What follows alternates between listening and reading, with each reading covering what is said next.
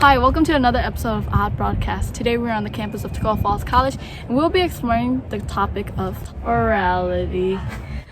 We will be going around asking various students about what they think orality is, how you can use it, and how it can be applied to ministry. And so stay in tune for what people have to say. Do you know what orality is? No. What do you think it is?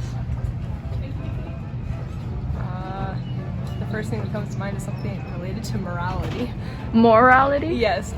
I know that oral means like you hear things and you say things. So something about talking. I think morality is like a standard set of principles that everyone lives by. So what do you think orality is? Morality? Orality. Orality. I don't know. Orality is? I have no clue. I don't know what that is. Is just storytelling Uh-huh. in regards to like Christianity and the gospel. It's finding ways to tell stories that are like symbolic or like analogies, kind of like Jesus did, in order for us to better understand the gospel. You know what orality is? No. What do you think it is? No. Do you know what orality is? I do not. Okay. I think that has to do with speaking. What orality is?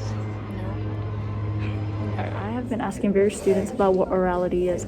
However, I cannot progress with my questions because there is not a solid definition for it. So let's explore this theme of orality together. Orality, a world that takes the words from a book and turns it into a reality. This method of teaching and learning relies on spoken words over written means instead of books and PowerPoints. Orality includes stories, discussions, the use of arts such as music, skits, and poems.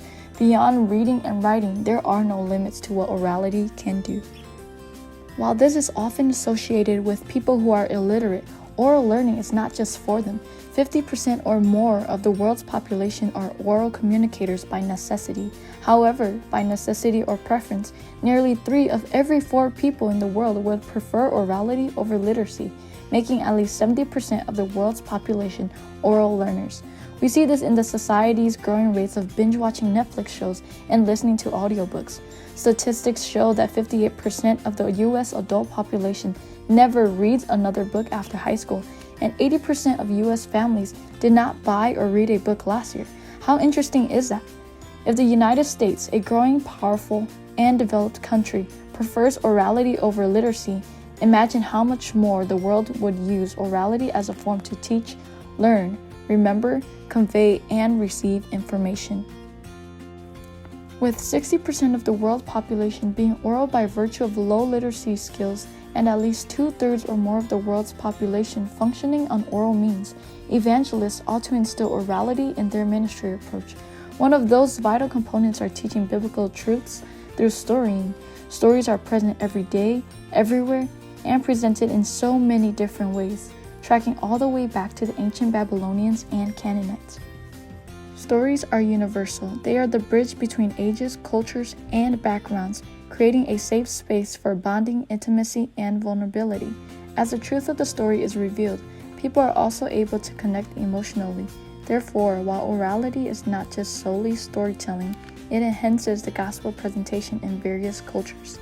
The majority of Christian workers present the gospel using highly literate communication styles in hopes to reach others with the gospel in a reproducible and contextualized form. Orality can be the solution. While a literal learner's communication is based on information, an oral learner's communication is all about presentation. Think back to that sermon you heard on Sunday. What do you recall more? The sermon's 3 points or the pre-story on the rich man who gave away all he had so that everyone can experience his joy? The world of orality defines itself. There's a world and orality needs to be in it. So go, use your story today to make a difference. Jerry Wiles states, "It seems as if we are on the crest of a wave of a special movement of God. Are you ready to be transformed and to help transform the life of others?" So this is it. This is orality. Thank you so much for watching this crash course on orality, and I hope you have a better understanding of it. That's it for today, and I hope to see you next time on Broadcast.